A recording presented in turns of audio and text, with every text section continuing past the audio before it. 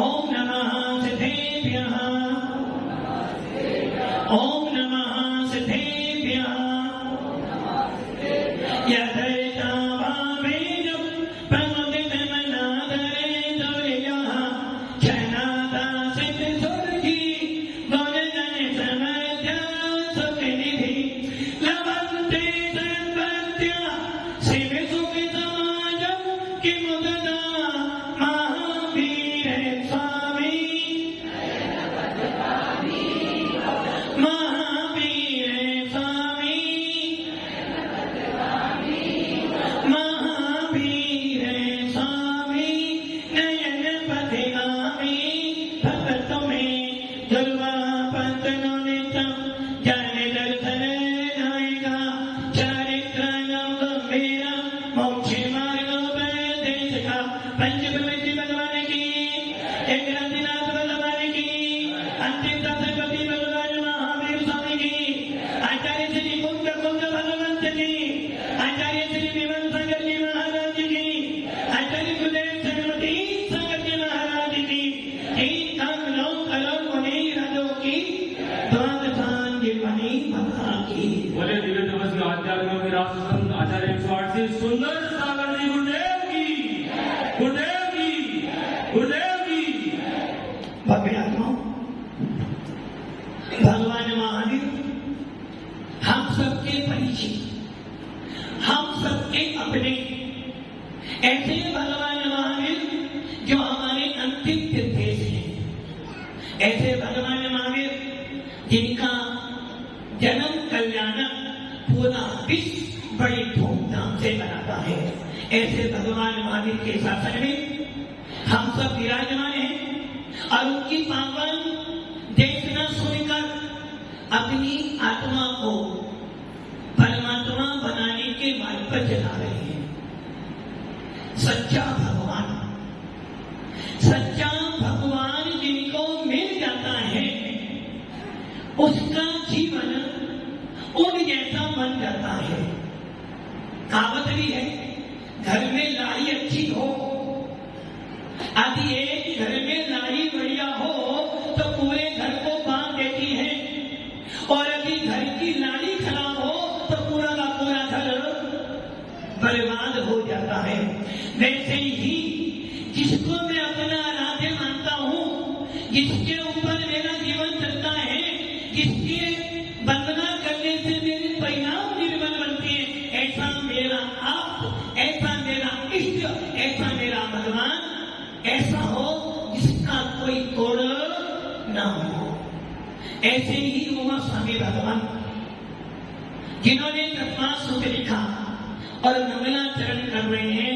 मोक्ष मार्ग चले तारम भेतारम करभूमता जातारम विष तत्वानां वंदे तद्गुण लब्धे वंदे तद्गुण लब्धे वंदे तद्गुण लब्धे। इस श्लोक में आचार्य भगवत कह रहे हैं मोक्ष मार्ग से नेतारम, जो मोक्ष का नेता है, जो मोक्ष मार्ग का नेता है, अर्थात सर्व कर्मों से रहित जो अवस्था है वो मोक्ष है। और उस मोक्ष का उपाय क्या है? सम्यक दर्शन, सम्यक ज्ञान और सम्यक चारित्र। इसका जो स्वामी है वो कौन है? हमारा नेता, अर्थात मोक्ष का मार्ग बताया जिसने, जो स्वयं मोक्ष मार्ग पर चला, जिसने स्वयं रत्न धारण किया, ऐसे मोक्ष को दिखलाने वाले, मोक्ष को बतलाने वाले रत्न के स्वामी यदि कोई है तो वो हमारे अरिहंत भगवान है, जिनको हम अपना नायक मानते हैं। ऐसे मोक्ष मार्ग से नेतारा, ऐसा वो नेता जिसने हमें मोक्ष मार्ग का उपदेश दिया है। इसलिए हम सबसे पहले नमो अरिहंताणं बोलते हैं, अरिहंत शरणं गच्छामि। अरहंतों की शरणों में जाएंगे तो क्या मिलेगा? हमें रत्न मिलेगा, रत्न मिलेगा तो कर्मों का विनाश होगा, और कर्मों का विनाश होगा तो हमें मिल जाएगा। चर्चा चल रही थी कि मोक्ष दो प्रकार का होता है।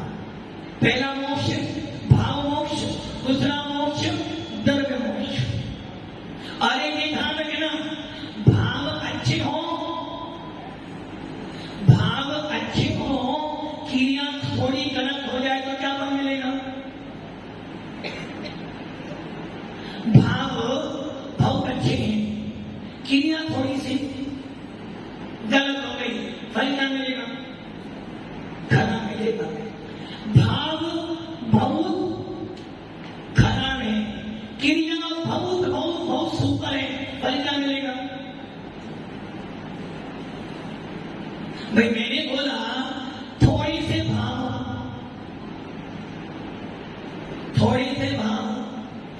तो बहुत बढ़िया है, क्रिया थोड़ी सी खराब है, फल क्या मिलेगा?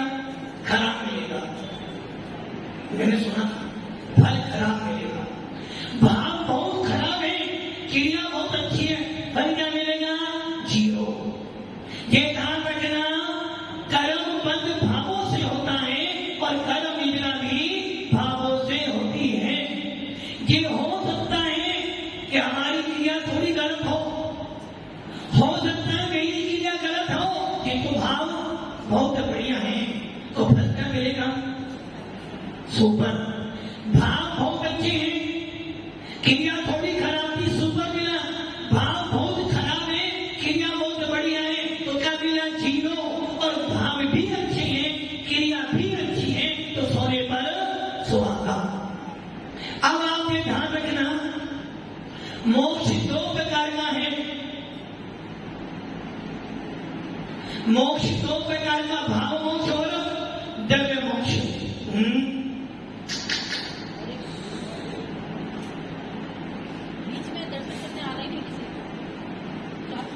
भाव मोक्ष और द्रव्य मोक्ष, ये ध्यान रखना, ज्ञान के अध्ययन में किसी के बीच में बाधा नहीं डालना। हो सके अध्ययन करो, जितना अध्ययन कर लोगे उतना तुम्हारे काम आएगा। पर आपको लगता है कि मुझे ज्ञान का ये अवसर नहीं है, मुझे जाना बनी करता फिर मुझे, तो क्या करना? मेरे ज्ञाना बनी करन का फिर मुझे है, जिस हाथ में जिस भी काम में हाथ डालता हूं ना वरुणगी सब फेल हो जाता है। तो क्या करना चाहिए? मुझे पता है कि पवन जी जिस हाथ में जिस काम में हाथ डालते वो काम सफल हो जाता है, और वरुण जी जितने भी हाथ डालते वो काम खड़ा होता। क्या करोगे? पवन जी का हाथ पकड़ोगे कि चलो हाथ पकड़ लूंगा तो थोड़ा सा आनंद। वैसे ही मेरा जाना वर्णी का फिर मुझे जब भी याद करने बैठता हूं याद नहीं होता है, तो क्या करना? और उनका जाना वर्गीकरण हो, उनका ज्ञान बहुत अच्छा है, तो क्या करना? ज्ञानियों की आराधना कर लेना, ज्ञानियों की विनय करना, तुम्हारा जाना वर्णी अपने आप ढीला पड़ जाएगा। समझे ना बात? समझदार के लिए तो मोक्ष दो प्रकार का था, भाव मोक्ष और द्रव्य मोक्ष। जब आप मोक्ष मार्ग से नेता, जब आप मोक्ष मार्ग के नेता बने, क्या बन गया? आपको भाव मोक्ष मिल गया। अर्थात अरहंत अवस्था। इस मंगला चरण में आचार्य ने अनंत भगवान को नमस्कार किया है, क्योंकि अनंतों के प्रसाद से मोक्ष मार्ग की सिद्धि होती है। अनंतों के प्रसाद से मोक्ष मार्ग की सिद्धि होती है और अनंतों से सिद्ध बनने का मार्ग मिलता है। इसलिए सबसे पहले हम अनंतों को नमस्कार करते हैं। अनंत शरणम गच्छामि, नमो अरिहंतानम। अब सवाल था, जिन्होंने मोक्ष मार्ग का नेता बना वो क्या करेगा? नेता क्या होता है? जब भी कोई नेता आएगा क्या करेगा? भाषण देगा। वैसे ही अनंत भगवान हमारे मोक्ष मार्ग के नेता हैं। मन में सवाल आ रहा होगा, सिद्ध भगवान मोक्ष मार्ग के नेता नहीं है, कैलाश के नेता नहीं है? नेता नहीं है। आप नेता हो, आप नेता हो, आप मोक्ष मार्ग के नेता हो, आप नहीं हो। सिद्ध भगवान है नहीं और हम भी है नहीं। तो मोक्ष मार्ग का नेता कौन? जो हितोपदेशी होगा वही मोक्ष मार्ग का नेता होगा। जो उपदेश देगा वही मोक्ष मार्ग का नेता हो सकता है। जो उपदेश नहीं देगा वो कभी हितोपदेशी नहीं हो सकता। अब अगला सवाल, हित का उपदेश कौन देगा? हित का उपदेश कौन देगा? सोचो, हित का एक टीचर, अच्छा तो एक टीचर पढ़ाता है ना, कब पढ़ाता है? क्या एक स्टूडेंट पढ़ा सकता है? यहाँ टीचर पढ़ाता है। क्यों पढ़ाता है? क्योंकि टीचर ने पहले पढ़ाई की थी। जब वो टीचर पढ़ा, जब वो पढ़ाता है, वैसे ही हितोपदेशी कौन होगा? जिसने स्वयं पहले अपना हित किया होगा। एक डॉक्टर दूसरे को डॉक्टर बना सकता है, बना सकता है। एक वकील दूसरे को वकील बना सकता है और एक सीए दूसरे को सीए बना सकता है। एक पीएचडी होल्डर डॉक्टर दूसरे को पीएचडी करा देता है। और एक सुनार वाला बेटे को सुना, हाँ समझिए क्या ना सर। तो ये ध्यान रखना, हितोपदेशी कौन होगा? जो स्वयं हित के मार्ग पर चला था वही हितोपदेशी हो सकता है। और हितोपदेशी होने के लिए क्या करना पड़ेगा? हर कोई व्यक्ति उपदेश नहीं दे सकता। पूजा जी, कपड़े वाला उपदेश दे सकता है? क्यों नहीं दे सकता? आपके पंडित उपदेश देते रहते हैं। एक उन्होंने भी ये ध्यान रख लेना, हितोपदेशी कपड़े वाले नहीं हो सकते हैं। मोक्ष मार्ग से नेतारम, यहाँ चर्चा निर्गत मोक्ष मार्ग की चल रही है। और मोक्ष मार्ग का नेता कौन होगा? निर्गत। मोक्ष किसको होना है? निर्गतों को। मोक्ष का मार्ग किनको मिलेगा? निर्गतों को। मोक्ष का मार्ग कौन चलाएगा? निर्गत, कपड़े वाले। जब भी मोक्ष में कपड़े वाले आ जाएंगे तो लफड़ा पड़ जाएगा। हाँ, हो जाएंगे। ये ध्यान रखना, हमारा मोक्ष मार्ग निर्गतों का मार्ग है, कपड़े वालों का मार्ग। पांचों व्यक्ति निर्गत है, कोई कपड़े वाले। इसलिए मोक्ष मार्ग का नेता कौन होगा? जो हित के मार्ग पर चला होगा। हर कोई उपदेश देने के अधिकारी। जब कभी कोई साधु संत, जब कभी कोई साधु संत, वकील साहब, जब कोई अपराधी के डेरे पर आता है और केस लड़ते हो तो जेल से आपने कोई बात बोली, जेल क्या बोलता है? आपने बोला मेरा अपराधी निर्दोषी है, जब उसने पाप नहीं किया, तो जेल क्या बोलेगा? तेरे पास सबूत क्या है? सबूत दे पहले, दलील पेश कर पहले। आप कितनी दलीलें देते हैं ना, आदि सबूत नहीं है तो आपका क्लाइंट, आप केस हार जाओ। वैसे ही यदि कोई साधु संत जब उपदेश देता है और आप उसका कोई सवाल पूछते हो, वो आपको उत्तर देता है, तो आप क्या पूछो? महाराज जी किस शास्त्र में आया है? पूछते हो ना। और बबन जी अभी सोना बेचे हैं, वही 100% शुद्ध है, गारंटी है, गारंटी। धनराज कंपनी की मोहर लगी है, गारंटी है। और बांसवाड़ा जाओगे तो पीएम कोर्ट की मोहर है। और अभी महाराष्ट्र में जाओगे तो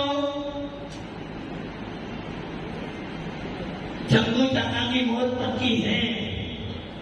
क्यों मोहर पक्की? क्योंकि पता है कि इनकी यहाँ माल असली है। वैसे ही मैंने आपसे पूछा कि नैना जी ने कोई सवाल मेरे से पूछा, मैंने उत्तर दिया। नैना जी मुझसे क्या पूछेंगी? महाराज जी ये किस शास्त्र में आया है? कैलाश जी पूछोगे ना किस शास्त्र में आया? आपने कैसे बोल दिया? हमने तो ये सुना था, आप ऐसा बोल रहे हो, किस शास्त्र में आया है? तो मैं क्या बोलूंगा? यदि मेरी उत्तर में किसी पूर्वाचार्यों का उपदेश लेखनी में मेरे वाक्य में यदि अनंत का पोषण नहीं, अनंत का मत नहीं है तो मेरी बात मानने वाली नहीं है। इसलिए हर कोई व्यक्ति उपदेशक नहीं हो सकता है, हर कोई व्यक्ति इसका उपदेश देने के योग्य नहीं होता है। अब होता कौन है? क्योंकि कल आप लोगों ने बोला था कि जो सच्चा भगवान होते हैं वो 3 गुण होते हैं। पहला है उपदेशी, दूसरा सर्वज्ञ और तीसरा वितरागी। मैंने कहा था कि ये श्लोक गलत है। आपने बोला नहीं महाराज सही है, आप गलत हो सकते, श्लोक गलत हो। क्योंकि हम कभी भी पूर्वाचार्यों की बात को काटने वाले नहीं होते कि तो मेरी मानना है, मानता सबकी अपनी अलग हो सकती है। जब भी संसद में कोई प्रस्ताव पास होता है, मानता सबको बोलने का अधिकार है, किंतु जो स्पीकर होता है सबकी सुनकर फिर निर्णय करता है। वैसे ही अभी हमारी सुनकर फिर निर्णय देंगे क्या बात सकते हैं। हर कोई व्यक्ति इसका उपदेश नहीं दे सकता है। कौन दे सकता है? जो व्यक्ति स्वयं रागी है, स्वयं देशी है, स्वयं मोही है, क्या वो इसका उपदेश दे सकता है? जो व्यक्ति स्वयं राग देश क्रोध मान माया में पड़ा हुआ है, क्या वो हितोपदेशी हो सकता है? क्यों नहीं हो सकता? क्या मैं हितोपदेशी हूं? क्या मैं हितोपदेशी हूं? पवन जी, मैं हितोपदेशी हूं? यदि मैं हितोपदेशी हूं तो मेरा शासन 5350 पर जाना चाहिए। हाँ जी सेठ जी, मैं हितोपदेशी हूं। सोच रहे सुगम सागर जी बना, हम हितोपदेशी हैं। वो जगह महाराज नहीं हो। क्यों नहीं हूं? क्योंकि मेरे अंदर राग देश है, मेरे अंदर क्रोध मान माया लोग हैं, और जब तक राग देश क्रोध मान माया भरा हुआ है, पवन जी आए को राग कर लिया। पवन जी भैया अध्यक्ष इनकी सुननी पड़ेगी। और आए हमारे पास कौन आ गया? अश्वनी जी, दृष्टि मोदी ने भैया थोड़ा तो मुंह करना पड़ेगा। और शेर साहब आए तो नहीं, शेर साहब को छोड़ दो, क्या हुआ? द्वेष हो गया, इनसे राग हो गया, और इनसे राग होगा और उनकी हर बात सही कर दूंगा, और इनके द्वेष होगा उनकी हर बात में दोष लगाऊंगा, तो क्या हो जाएगा? हितोपदेशी कहलाएगी। समझ में लगा? हितोपदेशी कौन होगा? जो रागी द्वेषी मोही नहीं होगा, कोई हितोपदेशी हो सकता है। और जो स्वयं राग द्वेषी होगा वो क्या करेगा? लोग कहते हैं सब अल्लाह की देन है, सही है ना? सब भगवान ने किया। किसने किया? भगवान किसने किया? भगवान ने। भगवान मेरी नैया उसे पार लगा देना, अरे तक तो निभाया है। आगे भी मेरा आपकी कृपा से सब काम हो रहा। अभी छोराया चोरी करने जा रहा है, वो अकेला भगवान चोरी करने जा रहा हूं, चोरी करके जाके दिख रहा है काम मेरा आपकी कृपा से भगवान ने जाना। एक साहूकार, एक गरीब व्यक्ति आया, उसने बोला भगवान मेरा काम हो जाए तो श्रीफल चढ़ाऊंगा। पीछे से वरुण जी पहुंचे, भगवान मेरा काम हो गए, एक सोने वाला सटर चढ़ाऊंगा। इनका काम हो गया, उसका मालिक क्या किया? भगवान ने पक्षपात किया। एक ही बेटा था, भगवान ने उठा लिया। क्या करा? भगवान ने द्वेष किया। तो जो रागी द्वेषी मोही होगा वो कभी भी हितोपदेशी नहीं हो सकता। इसलिए जैनों की विशेषता है, इसलिए जैन शासन की विशेषता है, वो रागी द्वेषी मोहियों को नहीं बनता। अब बताओ, मैं हितोपदेशी हूं, सेठ जी क्या कह रहे हो? मना कर रहे हो? क्या जमा करा रहे भैया? सोच समझ कर बोलो। मतलब कि अभी कहते हो और अभी मना कर रहे हो। मैं हितोपदेशी हूं, क्या हुआ भैया? अब कोई राजी नहीं हूं, मैं तो रागी द्वेषी हूं। और यदि रागी द्वेषी हितोपदेशी हो जाएगा तो हमारा शासन भोगमील हो जाएगा। इसलिए बोलते हैं जिसने राग देश काम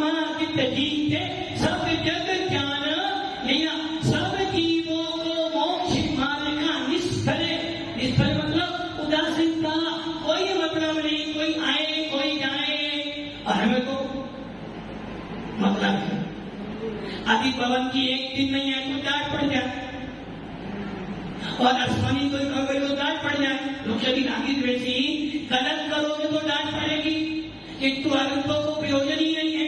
वकील साहब सही है ना, चौके में नहीं आए महाराज तो डांट पड़ेगी, ज्यादा आ जाए तो डांट पड़ेगी, कम खिलाओ तो डांट पड़ेगी, डांट तो पड़ेगी, क्योंकि हम भी रागी द्वेषी हैं।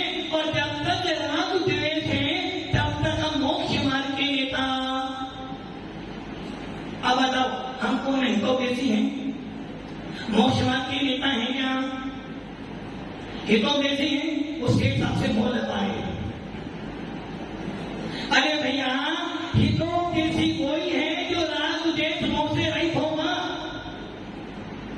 मेरी बात बहुत अच्छी तरह समझना, ये श्लोक का मंगलाचरण तुम्हें समझाना बहुत बहुत बहुत कम लोग बता पाएंगे आपको ऐसी व्याख्या। क्या कह रहा हूं मैं? हितोपदेशी कौन होगा? जो राग द्वेष मोह से रहित होगा। और आपका भगवान कैसा होता है?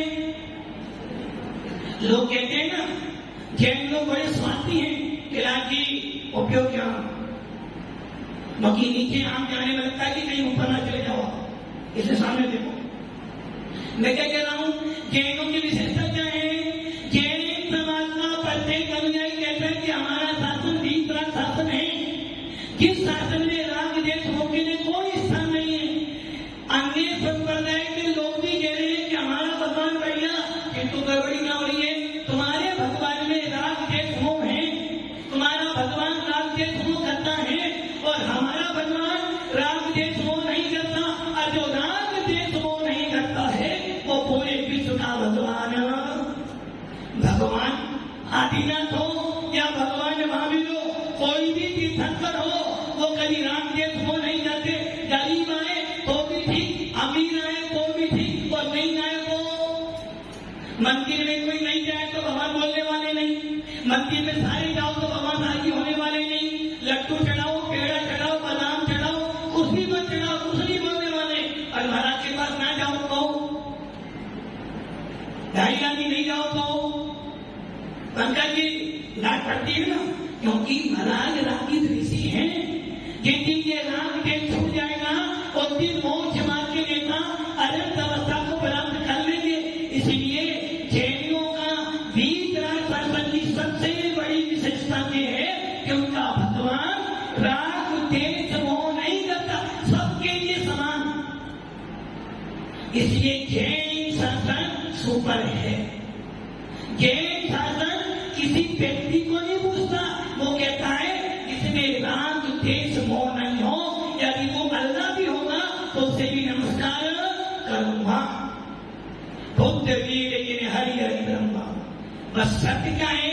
यदि हितोपदेशी होना है, हित का उपदेश देना चाहते हो, मोक्ष मार्ग के नेता बनना चाहते हो, पूरे विश्व के भगवान बनना चाहते हो, तो 3 काम छोड़ने पड़ेंगे, राग द्वेष और मोह। तो पहला गुण कौन सा है? हितोपदेशी। कैलाश जी गलत होगा तुम्हारा, क्योंकि हितोपदेशी कौन होगा? जो राग द्वेष मोह से रहित होगा। यदि पहला विशेषण हितोपदेशी बना देते हैं तो राग द्वेषी हो सकता है। इसलिए हितोपदेशी बाद में पहला कौन होना चाहिए? अब अगले दूसरे चरण पर आ जाओ। भेदारम कर भूपता। भेदारा मैंने भेदन करने वाला, विनाश करने वाला, नष्ट करने वाला, विध्वंस करने वाला। भेदारा किसको? करम भूपता। करम मतलब 25 दिन से सुनते हो करम करम करम। क्रिया मन से हो, वचन से हो, काय से हो, बुद्धिपूर्वक हो, अबुद्धिपूर्वक हो, ज्ञात में हो, अज्ञात में हो, सोते समय हो, जागते समय हो, धर्म में हो या कर्म में हो, घर में हो या दुकान पर हो या मंदिर में हो, क्रिया तो की और क्रिया की तो कर्म तो आया। और वो कर्म कैसे हैं? कर्म भूमि पृथ्वी पर्वत बता मैंने समुदाय। जो कर्म पर्वतों के समान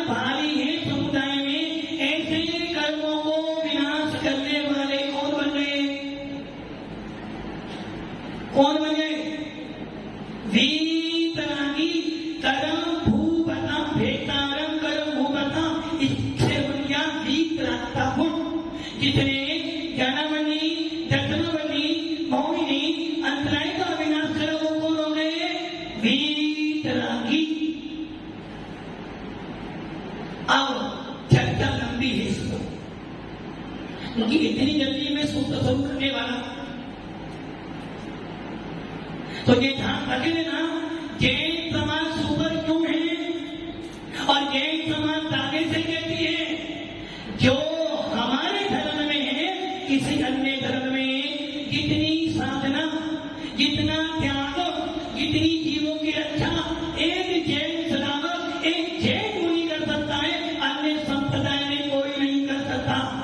और जैनों के भगवान कहते हैं वीतराग मुद्रा वाले, इनकी मुद्रा एक बार देखने के बाद किसी और के पास जाने की जरूरत नहीं पड़ती। इसलिए खुद को स्वामी कहते हैं आत्मा से परमात्मा बनना है, यदि सुख शांति की प्राप्ति करना चाहता है, यदि तो वास्तव में संसार सागर से पार होना चाहता है तो एक मार्ग है और वो है अरहंत शरणम गच्छामि, निर्गम शरणम गच्छामि।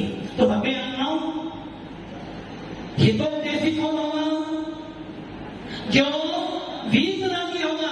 वीतरागी कौन होगा? जो ज्ञानावनी, दर्शनावनी, मौनी, अंतराय से रहित होगा। और यदि हितोपदेशी है, रागी देशी मोही है तो कोई व्यक्ति, इसलिए आचार्य भगवान कह रहे हैं हितोपदेशी होने से पहले वीतरागी होना। और ऐसा नहीं चलेगा कि वीतरागी नहीं हो और हित का उपदेश करो तो मानने वाले। डॉक्टर की समझ में आ गया? आगे चर्चा कल करेंगे। अपन सब भी ऐसे भगवान को नमस्कार करें जिन भगवानों का राग देश मोह नष्ट हो गया।